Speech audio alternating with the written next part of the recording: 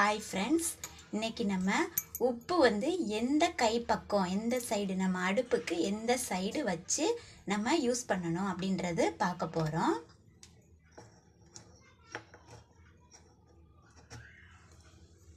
இப்போ வந்து நம்ம எப்போவுமே கிழக்கு பார்த்து நின்று தான் சமையல் செய்வோம். அடுப்பு வந்து வெறும் அடுப்பாகவே வச்சுருக்கக்கூடாது, அதனால் நான் கொஞ்சம் தண்ணி வச்சுருக்கேன். இப்போ நம்மளோட கைக்கு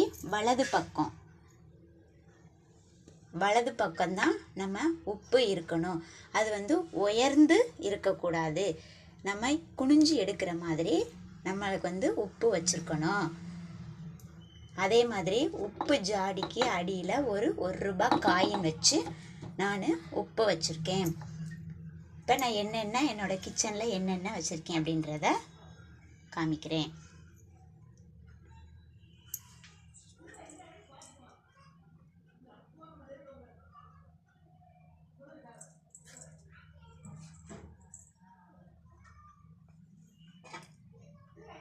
ஃபஸ்ட்டு உப்பு வச்சுருக்கேன். இது வந்து கல்லுப்பு, இது வந்து தூளுப்பு, இது வந்து புளி. எப்போவுமே நம்மளோட கிச்சனில் வந்து மளிகை ஜாமான் வந்து குறையாமல் இருக்கணும். இது ஊறுகாயுமே நமக்கு குறையாமல் இருக்கணும், எப்போவுமே வாங்கி வச்சுக்கணும். மஞ்சள் தூள், இது வந்து ஆம்லேட் ஏதாவது போடுவோம்ல அதுக்காக.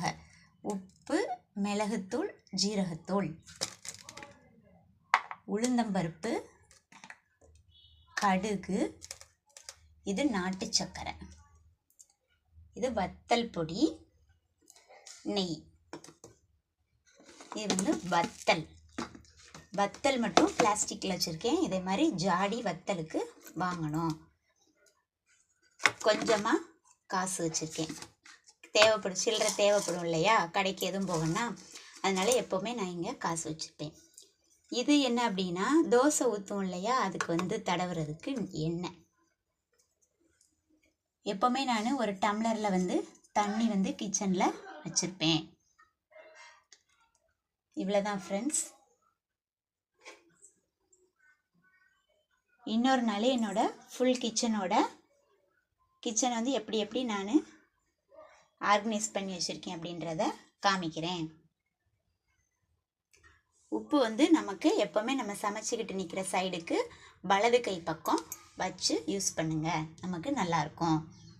இந்த வீடியோ பிடிச்சிருந்தா லைக் பண்ணுங்கள், ஷேர் பண்ணுங்கள், கமெண்ட் பண்ணுங்கள், சப்ஸ்கிரைப் பண்ணுங்கள். Thank you friends.